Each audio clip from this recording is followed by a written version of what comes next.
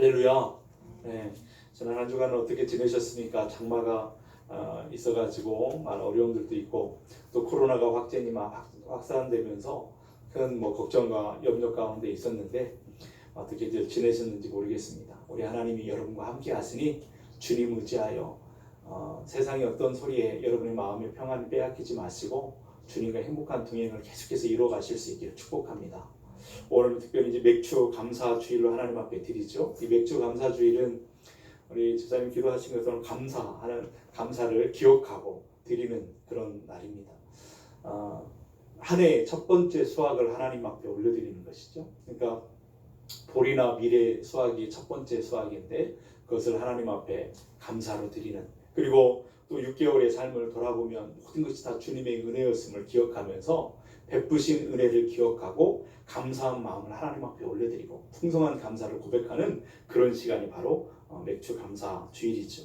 오늘 우리가 정말 그 어렵고 힘든 상황과 환경 가운데 우리가 살아가고 있지만 오늘 우리의 삶은 분명한 것은 하나님의 섭리 가운데 있다라고 하는 사실 기억하실 수 있기를 바랍니다.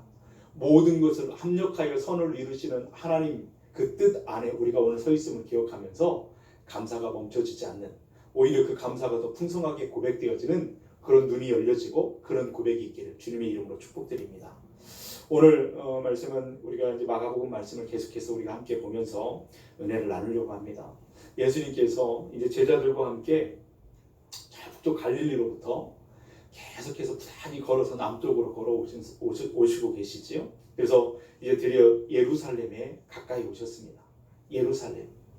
한 6, 7번 예수님이 예루살렘에 이제 오셨는데 이번에 예루살렘의 그 방문은 특별한 방문이셨습니다. 1절의 말씀에 보니까 그들이 예루살렘에 가까이 와서 감난산 밧바게와 베다니에 이르렀을 때에 예수께서 제자 중 둘을 보내시며 이렇게 말씀하시죠. 여리고에서 이제 예루살렘에 이렇게 오셨을 때 예수님의 마음은 좀 특별한 마음이셨어요. 우리 한번 사진 한번 보실까요? 지도를 한번 보실까요? 보이시는지 잘 모르겠습니다. 잘 보이시는지 모르겠는데 이 빨간 줄로 이렇게 쭉 진하게 쳐 있는 그곳에 여러분 보는 대로 그 오른쪽 끝에 보면 베다니가 있죠. 베다니가 지금 예수님은 갈릴리로부터 쭉 걸어오시면서 밑으로 내려오시면서 여리고를 지나 이제 베다니로 이렇게 오셨습니다. 그러니까 그것이 이제 여러분 그 지도에 본다면 북동쪽 위쪽에 보면 이제 여리고가 있거든요. 그쪽 한참 위로 가면 거기서 이제 쭉 내려와서 베다니에 들어오고 그 빨간 줄을 타고 조금 올라가면 벳바게, 거기에 이제 거의 붙어 있는 그 벳바게가 있죠. 그리고 거기서도 빨간 줄, 그게 이제 예수님이 이동하신 길이라 이렇게 생각하고 이렇게 하는데 그걸 쭉 가게 되면 예루살렘이 있고 그 예루살렘의 예루살렘 성전이 거기에 있는 걸 보게 됩니다. 이 벳바게에서 예루살렘 성전까지는 지도에서는 이렇게 얼마가 떨어졌는지 우리는 알 수 없지만 한 2-3km 정도 떨어진 아주 가까운 그런 거리였다라고 기록이 되어 있는 것을 보게 됩니다. 그러니까 거기는 이제 가까웠게 되어 있죠. 지금 예수님이 베다니와 벳바게 거기에 지금 와 계신 것이죠. 예루살렘에 가시려고 지금 걸어서 오셨습니다. 지금 예수님께서는 그 예루살렘에 들어가시려고 하는 이유는 분명합니다. 하나님의 소원. 십자가를 지고 죽으시기 위해서 예루살렘에 들어가시는 거잖아요. 그래서 지금 예루살렘으로 가는 그 길은 예수님에게 있어서는 참 무거운 그런 길이었습니다. 그 마음이 무겁게 가는 거죠. 왜냐하면 예수님이 지금 십자가를 지신 그 이유를 정확하게 많은 3번이나 계속해서 반복하여 말을 했지만 제자들은 그것을 다 이해하지 못하고 자기들이 원하는 대로 그것을 그냥 생각하는 거예요. 예수님이 예루살렘에 가시면 로마의 압제로부터 우리를 해방시켜 주실 것이다. 왕으로 등극하게 되면 그의 오른쪽에 왼편에 우리는 앉으면 좋겠다. 이런 마음들을 가지고 예수님을 따르고 있으니 제자들까지도 그런 마음이었다고 한다면 예수님의 마음은 얼마나 외로우셨을까요? 또 다른 생각들을 하고 있는 그들을 보면서 예수님은 많이 외로우셨을 거예요. 쓸쓸하셨을 거예요. 그러나 그 예루살렘을 향해서 가시는 그 길을 결코 주저하거나 멈추거나 그러지 않으시고 한 걸음 한 걸음 담대하게 그 길을 가고 계시는 예수님의 모습을 우리가 바라보게 되죠. 내가 반드시 예루살렘에 가서 십자가를 지고 이제 인류를 구원하겠다 이렇게 작정하신 예수님 그 모습을 보면 생각해 보면 아주 비장한 그런 모습을 우리가 보게 되죠. 누가복음 9장 51절 말씀에 보면 예수님이 그런 모습을 잘 드러내고 있습니다. 예수께서 승천하실 기약이 차감해 예루살렘에 향하여 올라가기로 굳게 결심하셨다. 그리고 누가복음 19장에 보면 예수님이 앞서서 예루살렘을 향해 가고 계셨던 그런 모습을 기록해 주고 있습니다. 예루살렘에 들어가는데 앞서서 그 길을 가시는 그런 모습을 보여주죠. 이것이 지금 예수님 죽음을 향해 나아가시는, 십자가를 지게 나아가시는 예수님의 모습이었고 예수님의 마음이셨다라고 하는 것을 우리가 알아보게 됩니다. 그러면 우리가 생각해 봅니다. 어떻게 예수님은 죽음이 기다리고 있는 그 예루살렘을 향해서 그렇게 당당하게 가실 수가 있었을까? 예수님은 알고 계셨잖아요. 어떤 비참한 죽음 가운데 놓여지게 될지, 그 비참한 죽음 가운데 죽게 될지를 주님은 알고 계셨습니다. 그런데 그 살떨리는 두려움 앞에서, 두려울 수밖에 없는 그 상황 앞에서 예수님은 어떻게 그렇게 의연하게 그 길을 갈 수 있었을까? 아무리 생각해봐도 너무나 두려운 길인데 그 길을 의연하게 가시는 예수님의 모습을 보게 되죠. 그것은 메시아로서의, 그 가슴에 품은 메시아로서의 사명 때문에 그리하고 계셨던 것을 우리가 깨닫게 됩니다. 그때 예수님께서는 당신이 이 땅의 모든 죄인들을 구원할 메시아로 이 땅에 오셨다라고 하는 그 사실을 한 번도 잊어버린 적이 없습니다. 그분은 늘 그것을 하나님으로부터 받은 그 사명을, 그 하나님의 꿈을, 하나님의 소원을 가슴에 가지고 이 땅을 살아오셨고 그 마지막 길을 그렇게 가고 계시는 그것을 보게 되죠. 그런 모습을 통해서 우리는 예수님, 그분은 우리를 위한 사명자이심을 우리가 보게 됩니다. 그리고 십자가를 이제 예루살렘에 들어가셔서 붙잡히시고 십자가에 죽으시고 부활하시고 승천하심으로 그 모든 구원의 사역을 이루시는 것을 보게 되죠. 그 이후로 기독교 신앙이라고 하는 것은 예수님께서 나를 위해서 목숨을 내놓으셨다는 사실을 깨닫고 그 은혜에 감격하는 사람들에 의해서 그 기독교의 신앙은 이어져 오고 있습니다. 그래서 예수님의 은혜를 아는 사람들 역시 그들을 우리는 사명자라 이야기를 하는 것이죠. 그런 사람들은 예수님과의 관계는 그 어떤 이유에서 어떤 환경에서도 예수님의 그 사랑에서 우리를 끊을 수 없다 믿는 사람들이고, 예수님과의 관계는, 예수님이 주신 사명은 중단될 수 없다 생각하기에 그 사명을 위해서 목숨까지도 내어놓는 그런 사람들이었던 것을 기독교 역사를 통해서 우리는 보게 됩니다. 예수님께서 우리를 위해서 목숨을 내놓으신 것처럼 예수님을 위해서, 복음을 위해서 목숨을 내놓는 사람들이 많이 있었습니다. 그 사람들을 우리는 뭐라고 부르냐면 순교자라, 사명자라 우리는 그렇게 부르기도 하죠. 그렇다면 오늘 우리는 어떤 모습인가? 우리는 어느 정도로 예수님에 대해서 생각하고 그분과의 관계를 생각하며 오늘을 살고 있는가? 오늘 우리는 생각해 보아야 됩니다. 우리를 위해서 죽으시려고 예루살렘을 향해서 예루살렘 입성하시는 그 사명자, 우리를 위한 사명자 예수님의 의연한 모습을 보여주는 오늘 말씀은 우리에게 분명하게 주시고 있는 메시지가 있습니다. 그게 뭐냐면 너희도 예수님께 그렇게 하라는 것입니다. 우리를 위해서 사명자이신 예수님처럼, 사명을 감당하기 위해서 담대하게 믿음으로 나아가셨던 예수님처럼 너희도 그렇게 살라고 우리에게 가르쳐주고 있는 것이죠. 그러면서 예수님을 사랑하되 끝까지 사랑하라고 말씀하시는 것입니다. 예수님께 순종하되 핑계하지 말고 조건 달지 말고 순종하라고 가르쳐 주시는 것입니다. 그분을 따라가되 이런저런 핑계대지 말고 어디를 가시든지 주님의 길을 따라가는 사람들이 되라고 말씀하시죠. 주님을 바라보고 가되 세상에 곁눈질하지 않고 세상의 시선 뺏기지 않고 주님만을 바라보고 의지하는 가운데 그 길을 가라고 말씀하고 있는 거죠. 예수님처럼 그 사명을 감당하시기 위해서 거르쳤던 예수님처럼 그리하라고 가르쳐주고 계십니다. 예수님께서는 우리가 그렇게 살기를 원하십니다. 누가복음 9장 62절 말씀에 보면 이렇게 말씀하시죠. 예수께서 이르시되 손에 쟁기를 잡고 뒤를 돌아보는 자는 하나님의 나라에 합당하지 아니하니라 이렇게 말씀하고 계십니다. 우리 건강의 모든 가족들이 결코 뒤를 돌아보지 않고 예수님을 향하여, 하나님의 나라를 향하여 끝까지 그렇게 믿음으로 가는, 당당한 예수님과 같은 사명자가 될 수 있기를 주님의 이름으로 축원드립니다. 예수님 당시에 예루살렘에는 모두 그 11개의 문이 있었다고 하지요. 전성에 따르면 이제 나귀 새끼를 타신 예수님께서는 그 예루살렘 성의 동쪽 문을 통해서 그 예루살렘 성에 들어갔다고 합니다. 후에 이제 스데반 집사님이 그 성문 앞에서 돌에 맞아 순교하시잖아요. 그리고 그 문은 스데반의 문이라 이렇게 불려지고 있답니다. 그런데 그로부터 한 30년이 지난 어느 날 몇 사람들이 또 이제 예루살렘 성에 들어갑니다.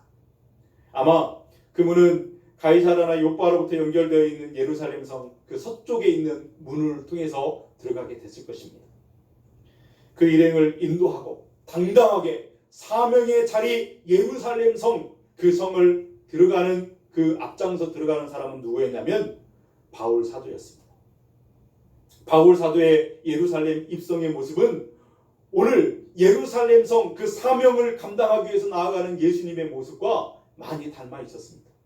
왜냐하면 바울도 예루살렘에서 위험한 일을 당할 것이라고 하는 사실을 많은 부분 알고 있으면서도 예루살렘에 들어갔기 때문에 그렇습니다. 그래서 바울이 예루살렘으로 가까이 갈 때에 그것을 말리고 가지 말라고 했던 사람들이 많이 있었습니다. 먼저 두루의 제자들이 그를 찾아와서 말렸습니다. 사도행전 21장 4절을 기록하기를 이렇게 말합니다. 제자들을 찾아 거기서 이래를 머물더니 그 제자들이 성령의 감동으로 바울도 예루살렘에 들어가지 말라 하더라. 또 가이사랴에 왔을 때는 아가보가 와서 말렸습니다. 사도행전 21장 10절 이하의 말씀에 보면 10절에서 12절에 보면 이렇게 말하죠.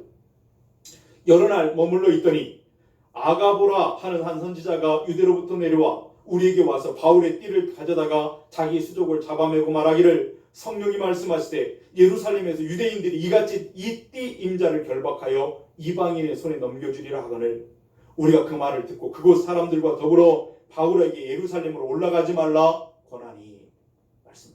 가지 말라는 거예요. 예루살렘에 가면 죽을 수도 있다. 어려움을 당할 수 있다. 위험에 처할 수 있으니 가지 말라고 이렇게 만류하는 사람들이 많았습니다. 그것에 대해서 바울은 어떤 반응을 보였을까요? 사도행전 21장 13절 바로 뒤에는 이렇게 고백하고 있습니다. 바울이 대답하되 여러분이 어찌하여 울어 내 마음을 상하게 하느냐. 나는 주 예수의 이름을 위하여 결박당할 뿐 아니라 예수의 이름을 위하여 결박당할 뿐 아니라 예루살렘에서 죽을 것도 각오하였노라. 그는 그의 결단을 그렇게 고백합니다. 예수님처럼 의연하게 담대하게 사명의 자리 예루살렘을 입성하는 그의 모습을 보게 되죠. 그뿐만이 아니었습니다. 이미 밀레드에서 에베소 장로들을 만나서 이야기할 때에 바울은 자기가 예루살렘에 갈 것에 대한 각오를 그렇게 말했죠. 뭐라고 말했냐면 사도행전 20장 22절에서 말씀합니다. 보라, 이제 나는 성령에 매여 예루살렘으로 가는데 거기서 무슨 일을 당하는지 알지 못하노라. 오직 성령이 각 성에서 내게 증언하여 결박과 환난이 나를 기다린다 하시나 내가 달려갈 길과 주 예수께 받은 사명 곧 하나님의 은혜의 복음을 증언하는 일을 마치려 하면은 나의 생명조차 조금도 귀한 것으로 여기지 아니하노라. 무엇을 발견하죠? 사명을 위해서 죽을 것을 분명히 아시는데 그 사명의 자리 예루살렘에 입성하신 예수님을 너무나 닮아있는 바울은 주님을 위한 사명자였습니다. 복음을 위한 사명자이었음을 우리가 보게 되죠. 그렇다면 여러분 오늘 우리는 어떤 모습으로 서 있습니까? 너무나 연약한 모습이 아닌가. 우리의 삶을 돌아보면 하나님 앞에 부끄러운 것들이 너무나 많지 않습니까? 조금만 어렵고 조금만 여러 가지 상황들이 좀 어렵고 힘들어지면 가장 먼저 흔들거리는 게 뭐냐면 우리의 신앙생활, 우리의 믿음 생활이 가장 먼저 흔들리는 것을 보게 돼요. 사명을 감당하기 위해서는 그 주님 주신 그 사명을 이루기 위해서는 담대하고 기도하지 않고서는 감당할 수 없는데 예수님이 그렇게 보여주셨고 바울도 그렇게 보여주셨는데 가장 먼저 흔들리고 내려놓는 것이 기도하는 삶이 내려집니다. 예배하는 삶이 내려집니다. 말씀을 읽지 않습니다. 가장 먼저 흔들리는 것은 우리의 믿음 생활이요 신앙 생활인 것을 우리가 보게 되죠. 믿음의 절개를 너무나 쉽게 꺾여버리는 그런 모습이 우리의 모습은 아닌지 우리는 돌아봅니다. 이제 우리 모두가 우리보다 먼저 먼저 예루살렘 그 사명의 자리에 당당하게 입성하셨던 예수님처럼, 우리 바울처럼 우리를 기다리는 그 사명의 예루살렘으로 이제 우리가 담대하게 앞으로 전진해 나아가는 성도들이 될 수 있기를 주님의 이름으로 축원드립니다. 2021년 6개월을 이렇게 살아오면서 어떻게 살아오셨습니까? 사명의 자리를 찾아 그렇게 나아가셨습니까? 아니라고 한다면 2021년 아직 6개월이 남아있는 이 시간 동안에 그 사명의 자리, 예루살렘 그 사명의 자리로 담대하게 나아가시는 주의 백성들이 될 수 있기를 축복합니다. 지금 예배하는 이 모습으로 정말로 우리의 생이 마지막 날, 마지막 숨이 끊어지는 그 순간까지 하나님 앞에 예배자로 설 수 있기를 주님의 이름으로 축원드립니다. 저는 새벽마다 기도할 때 빼놓지 않고 기도하는 것들 가운데 하나는 뭐냐면 우리 건강의 모든 가족들이, 우리 어르신들까지 모든 분들이 주님이 원하시고 기뻐하시는 그 예배자로, 생명이 다하는 그날까지 주님 앞에 예배하는 그 예배자로 예배할 수 있도록 건강을 주시고 예배자가 될 수 있도록 그렇게 도와달라고 기도합니다. 그리고 그 주신 사명, 기도의 사명을 끝까지 감당하게 해달라고 도와주시라고 그렇게 기도합니다. 우리 모든 성도들이 그렇게 함께 기도하시면서 함께 그렇게 격려하시면서 그 사명의 길을 함께 가실 수 있기를 바랍니다. 하나님이 기뻐하시는 예배자, 삶의 예배자, 그 예배자가 우리 건강의 가족들이 될 수 있기를 바랍니다. 지금 주님을 사랑하며 하나님 앞에 감사하며 주님 앞에 예배하는 이 모습처럼 끝까지 주님을 그렇게 사랑하는 성도들이 될 수 있기를 주님의 이름으로 축원드립니다.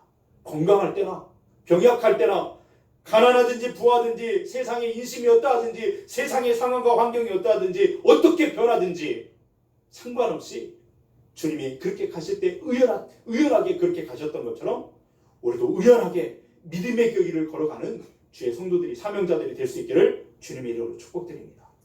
그러므로 기억하셔야 됩니다.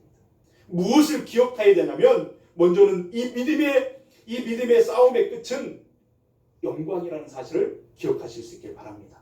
이 믿음으로 싸우는 사명의 삶의 그 끝은 영광입니다.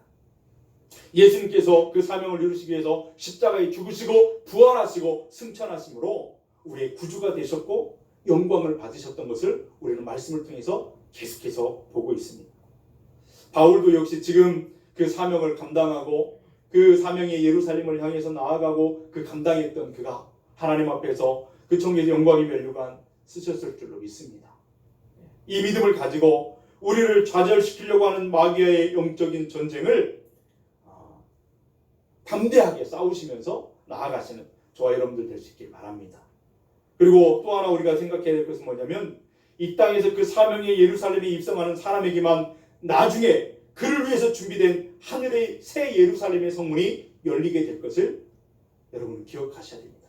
새 예루살렘, 우리를 위해서 만들어지는 그 새하늘과 새 땅의 새 예루살렘, 그 거룩한 그 성의 성문은 이 땅에서 사명을 감당하며 하나님께 영광을 돌리며 하나님을 사랑하며 살았던 사람들에게 그들에게 열리는 그 문이 될 줄로 믿습니다. 그러므로 그 문에 이르기까지 한 사람도 나고자가 없기를 바랍니다. 그래서 기도하는 것과도 빼놓지 않고 기도하는 예배자가 되는 것, 사명을 위해서 기도하는 사람이 되는 것, 또 하나는 저는 정말 두렵고 떨림으로 기도하는 것 가운데 우리 금강교회 모든 성도들이 한 사람도 나고자가 없기를 바랍니다.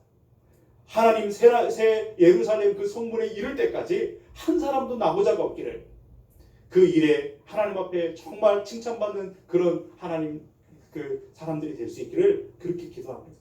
우리가 그렇게 기도하고 서로를 격려하며 손잡고 함께 그 사명의 길을 걷는 사람들이 되어야 될 줄로 믿습니다. 예. 그래서 가끔 이렇게 교회 나오다 멈추거나 이렇게 그런 사람들을 보면 가슴이 덜컥덜컥해요.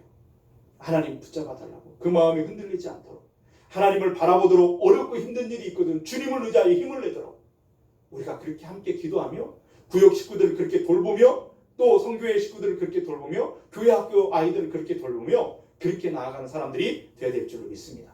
그런 사명자 되기를 주님의 이름으로 축원드립니다.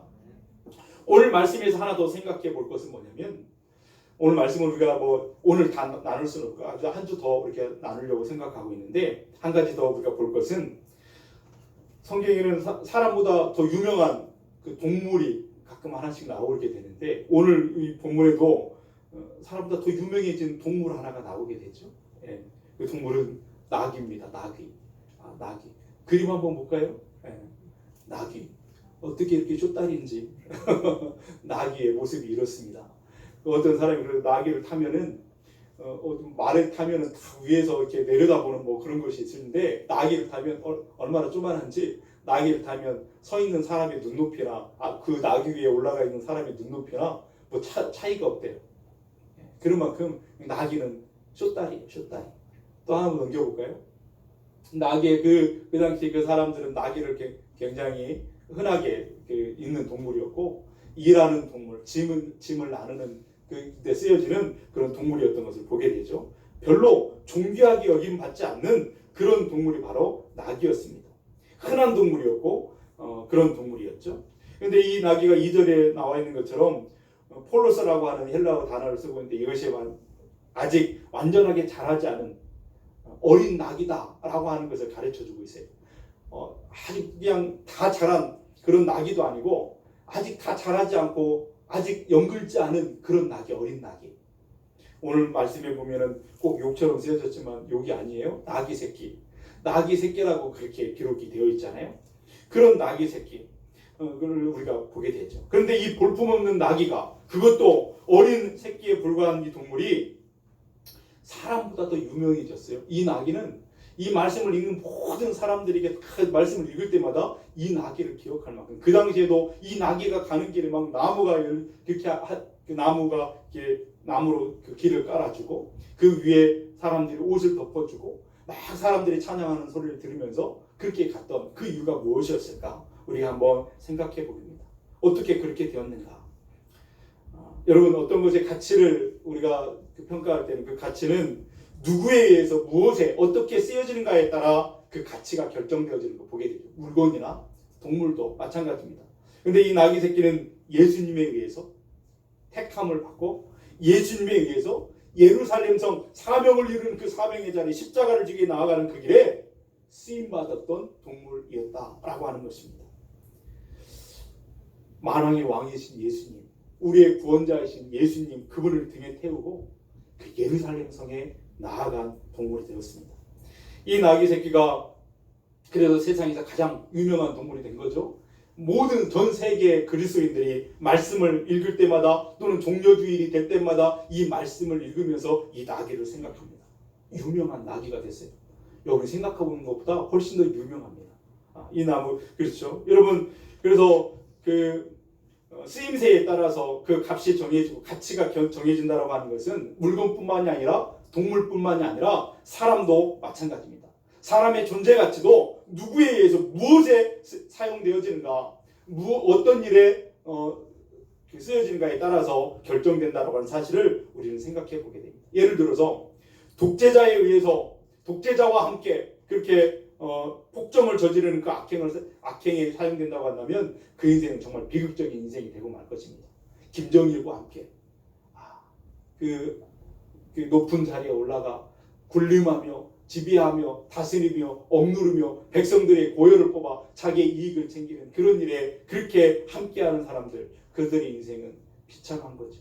미얀마의 군부 그 이름이 뭐예요? 그죠? 이름도 헐렁하던데 흘라잉이라고 하던가요? 그 군부 그 장군이 뭐 흘라잉이라고 하죠. 흘라잉 이 그들과 그와 함께하는 군부 세력들 수많은 사람들의 목숨을 그냥 종이짝처럼 그냥 총으로 쏴 죽이면서 800명이 넘는 사람들이 지금 죽었다고 그러잖아요. 5,000명, 6,000명이 지금 감금되어서 고문 가운데 있고 이런 어려움들 이렇게 그런 사람들의 인생이 비참하지 않겠습니까? 그러므로 사람은 누구나 다 한 번뿐인 인생을 가장 가치 있게 살기를 원한다고 한다면 늘 되물어야 될 질문이 있습니다. 스스로 질문해 보아야 되죠. 나는 누구를 위해 살고 있는가? 무엇을 위해서 나는 지금 존재하고 있는가? 내가 지금 하는 이 일은 영원한 가치를 가지고 있는 일인가? 라고 하는 것. 내가 이 일을 위해서 땀을 흘리는 것은 내가 땀을 흘려 일하고 있는 이 일은 영원한 가치가 있는 일인가? 우리는 물어야 될 것입니다. 여러분 이 질문에 대해서 여러분의 대답은 어떻습니까? 우리를 가장 소중하게 사용하실 분은 가장 존귀하게 쓰실 분은 우리 주님 예수님 뿐이십니다. 할렐루야. 네. 우리 주님 예수님께 드려지는 사람보다 가치 있는 존재는 없을 것입니다. 우리 예수 그리스도를 위하여 쓰임받는 사람보다 명예로운 사람도 없을 것입니다. 우리 예수 그리스도를 위해 사는 인생보다 더 존귀하고 더 영광된 그런 삶은 없을 것입니다. 그런 삶이 우리 건강히 모든 가족들의 삶이 될 수 있기를 주님의 이름으로 축원드립니다. 그러면 이렇게 생각하실 분도 있어요. 주님께 바쳐진 인생, 주님께 쓰임받는 인생, 그러려면 목사가 돼야 되는가? 그런 것이 아니죠. 여러분, 우리가 이것은 우리의 신분이나 어떤 역할의 문제가 아니라 전적으로 그 사람 안에 있는 마음 중심의 문제라고 하는 사실을 기억하셔야 됩니다. 아무리 목사가 돼가지고 설교를 하고 또 신방을 하고 또 목회를 한다 할지라도 그 마음 중심에 내가 지금 예수님을 위하여 산다, 예수님을 위하여 일을 한다라고 하는 의식이 사라지고 있다고 한다면 결국 그 일은 자기 자신을 위해서 자기 자신을 위한 일이 되고 만다 하는 것입니다. 오히려 예수님을 이용하고 예수님의 이름을 팔아서 자기의 목적을 이루는 가면 쓰고 연극하는 가증한 삶이 되고 말 것입니다. 세상의 종교인의 삶과 전혀 다르지 않는 그런 삶이 되고 말 것입니다. 그러므로 목사가 아니라 세상에 어떤 일을 한다 할지라도 늘 그 사람 마음 중심에는 무엇이 갖고 있어야 되냐면 나는 지금 주님의 영광을 위해서 주님을 위해서 산다, 주님을 위해서 일한다 라고 하는 의식이 분명할 때에 농사를 짓든지 장사를 하든지 기술직을 갖든지 경영이 어떤 회사를 경영하든지 또 의료인이 됐든지 군인이 됐든지 무엇을 하든지 그 사람은 주인 하나님 앞에 아름답게 쓰임받는 존귀한 인생이 되어지는 줄로 믿습니다. 그런 마음을 가지고 사명을 감당하는 주의 종들 될 수 있기를 바랍니다. 여러분 오늘 본문에 보면 예수님께서 두 사람 제자를 택하셨습니다. 두 사람 제자를 부르셨더니 저기 마을에 가가지고 맞은편 마을에 가보면 나귀 새끼가 하나 있을 것인데 그거 풀고 끌고 와라. 누가 물어보면 왜 그러냐고 물어보면 주가 쓰시겠다고 말하라. 이렇게 말하면서 사람을 보냈어요. 별로 여러분 놀라지 않으시는데 이해할 수 있겠습니까? 그 명령을 받고 있는 제자들 가면서도 이해할 수 없었을 거예요. 합리적이지 않잖아요. 아니 남의 말도 없이 그냥 끌고 오라고? 말하면 주님이 쓰시겠다고 말하면 그 사람이 뭐라고 할까? 아니 그런 의문이 들지 않겠습니까? 그런데 그렇게 안 합니다. 2절 3절 우리 한번 같이 읽어볼까요? 이르시되 너희가 맞은편 마을로 가라. 그리로 들어가면 곧 아직 아무도 타보지 않은 나귀 새끼가 매여 있는 것을 보리니 풀어 끌고 오라. 만일 누가 너희에게 왜 그렇게 하느냐 묻거든 주가 쓰시겠다 하라. 그리하면 즉시 이리로 보내리라 하시니. 아멘. 네. 여기 그렇게 하면서 할 때 그 제자들이 이해할 수 없었지만 합리적인 생각도 아니고 이성적으로 그 마음에 받아들일 수 없는 그런 명령이었지만 순종하고 나아갑니다.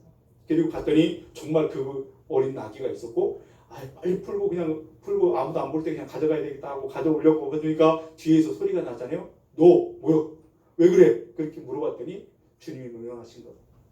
주가 쓰시겠다. 이렇게 말하니까 그것을 주었다. 그래가지고 예수님께 가져왔다. 이렇게 성경은 우리에게 말해주고 있습니다. 여기 쓰시겠다. 주가 쓰시겠다 할 때 쓰시겠다이라고 하는 이 단어가 헬라어로 크레이아라고 하는 단어입니다. 무슨 뜻을 갖고 있냐면 필요로 하다 이런 뜻입니다. 주님이 그것을 필요로 하다라고 말하라고 이렇게 말하는 것이죠. 예수님께서는 나귀 새끼를 필요로 하셨다라고 하는 것을 말해줍니다. 예수님은 세상에 계실 때 필요하신 것이 많이 있으셨어요. 필요로 하셨습니다. 사람들을 필요하셔서 예수님은 제자를 부르셨죠. 예수님은 또 제자들과 마지막 만찬을 이루기 위해서 장소가 필요했습니다. 다락방이. 그래서 마가가 그 다락방을 마가의 다락방을 이렇게 사용하시죠. 나중에는 십자가를 메고 가는데 그것이 너무나 지치고 힘들어 쓰러졌을 때에도 그 십자가를 지고 골고다까지 가줄 그런 사람이 필요했었습니다. 그래서 구레네 사람 시몬이 그게 쓰임받게 되잖아요. 또 예수님이 돌아가셨을 때 그 시신이 누워질 무덤이 필요하셨어요. 그래서 누가 나왔죠? 아리마디아 사람 요셉이 그 일을 하게 되는 거 보게 돼요. 끊임없이 주님은 누구를 필요로 하셨습니다. 무엇을 필요로 하셨습니다. 누구를 필요로 하신다라고 하는 것은 무엇을 말해주는 걸까요? 주님은 뭐가 없어가지고 뭐가 결핍되어가지고 뭐가 부족해가지고 그런 것이 아니라는 거예요. 주님이 필요로 하신다라고 하는 것은 주님은 모든 것이 다 주인이시잖아요. 그런데 그분에게 부족한 것이 뭐가 있겠어요? 주님이 필요로 하신다라고 하는 이 말에는 무슨 말이 있냐면 그것은 우리 삶을 더 영광스럽게 영원하게 하기 위해서 우리에게 기회를 주시는 그 일이라는 사실을 우리에게 가르쳐주고 있는 것입니다. 하나님이 필요로 하시고 불러주시는 것이 우리의 삶의 영광인 줄로 믿습니다. 이것이 놀라운 은혜라는 거예요. 예를 들어서 여러분 부모님이 생신이 들었어요. 어제 그제도 어떤 분이 이제 생신이 들어서 이렇게 한번 뵀었는데 생신이 들어서 가족 자녀들이 모였어요. 두세 명 되는 자녀들이 모여서 우리 아버지 어머니 생신인데 뭘 해드려야 될까? 뭐 가진 것이 없으니까 저금통 털어가지고 맛있는 거 사드리자. 케이크도 사고 선물도 사드리자. 그렇게 해가지고 자녀들이 그렇게 했어요. 그러면 부모님의 마음이 어떨까요? 아이놈아 돈도 없는데 왜 그랬냐 그럴까요? 마음이 기쁠 거예요. 감격이 있을 겁니다. 그렇지 않겠습니까? 여러분도 자녀들이 그 생일 챙겨주고 하면 기분이 좋으시죠? 아닌 것처럼 그렇게 하셔도 기분이 좋으시죠? 네. 그런 것처럼 사실은 부모님은 자녀들이 그렇게 하지 않아도 얼마든지 맛있는 음식을 사 드실 수 있어요. 자녀들이 다 가진 것 합쳐도 부모님이 가진 것만 못하죠. 부모님은 무엇이 부족하고 결핍되어진 것이 있어서 그런 것이 아니에요. 이미 풍족하고 넉넉합니다. 그러나 부모님은 자녀들이 그 정성을 기꺼이 받아줍니다. 그리고 기뻐하시죠. 왜 그렇습니까? 그것이 없어서가 아니라 자녀들을 더 복되게 하시는, 더 자녀들을 복되게 하는 그런 것이다 라고 하는 것을 우리가 생각해 보게 됩니다. 자녀들이 부모님께 정성을 모아드리는 순간에 자녀들은 부모님의 마음에 기쁨이 되어지는 것이고 부모님의 모든 것은 자녀들의 것이니 그 상속자로 그것이 되어지는 것이니 그런 것이다 라고 하는 거예요. 마찬가지입니다. 예수님께서 필요로 하신다라고 해서 예수님께서 무엇이 좀 부족한 것인가 결핍이 있어서 그런 것인가가 아니라 예수님은 온 천하의 주인이시기 때문에 그렇기 때문에 오히려 그분께 우리의 마음과 정성을 드릴 수 있다라고 하는 것이 영광이라는 거예요. 우리의 삶이 영원롭게 되어지는 일인 줄로 믿습니다. 그 기회를 주시기 위해서 끊임없이 우리를 필요로 하시고 우리의 삶을 그렇게 사용하시기 원하여 내가 너를 쓰겠다. 너를 필요로 한다. 라고 말씀하시는 음성인 줄로 믿습니다. 그러므로 그 일에 쓰임받는 저와 여러분들 삶이 되어지길 축복합니다. 그러니 많은 분들이 그런데도 많은 사람들이 예수님께 자신을 내어드리는 삶을 망설입니다. 주저합니다. 자기가 가진 시간과 자기가 가진 물질과 자기가 가진 어떤 재능이나 이런 것들을 주님이 너를 쓰겠다라고 말씀하실 때 내어드리기를 주저하거나 망설입니다. 왜 그럴까요? 그것이 영광이라는 사실을 모르기 때문에 그렇습니다. 내 삶을 더 영광스럽게 하는 그런 기회가 된다는 사실을 모르기 때문에 주저하거나 망설이는 모습이 있다고 하는 거예요. 그러나 오늘 본문의 나귀 새끼를 한번 보십시오. 그 나귀 새끼의 주인이 나귀 새끼를 예수님께 보내기를 거부했다고 한다면 어떻게 됐을까요? 그 나귀 새끼는 그냥 아무 일도 일어나지 않았을 거예요. 유명한 나귀 될 수 없을 뿐만 아니라 평범한 나귀로 짐이나 나르는 그런 나귀로 그 일생을 마치게 됐을 것입니다. 그러나 예수님께로 보냈더니 나귀에는 상상할 수 없는 놀라운 일이 벌어지고 있는 것이죠. 사람들의 옷이 그 등에 덮여집니다. 그 앞길에 사람들이 나무를 가져다가 끊어서 나뭇가지를 그 앞에 깔아놓습니다. 그 앞길에 다 깔리죠. 사람들이 막 노래하면서 예수님을 찬양합니다. 그 만왕의 왕이신 만주의 주이신 예수님 구원자를 등에 태우고 그 사명의 자리 예루살렘을 입성하는 그 영광을 그 나귀도 그렇게 함께 그렇게 누리게 되는 것을 보게 되죠.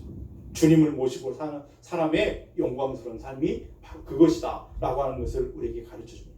그러므로 여러분 진정으로 가치 있는 인생 살기를 원하신다고 한다면 그런 삶을 소망하신다고 한다면 그렇다면 여러분의 삶을 끊임없이 주님과 연결시켜야 됩니다.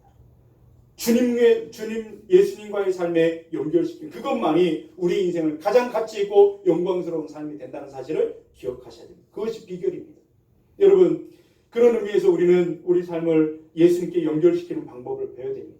어떻게 연결시킬까요?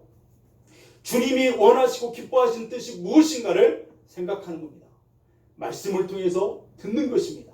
그리고 그런 기뻐하시는 일에 소원을 가지고 그렇게 살아내는 것입니다.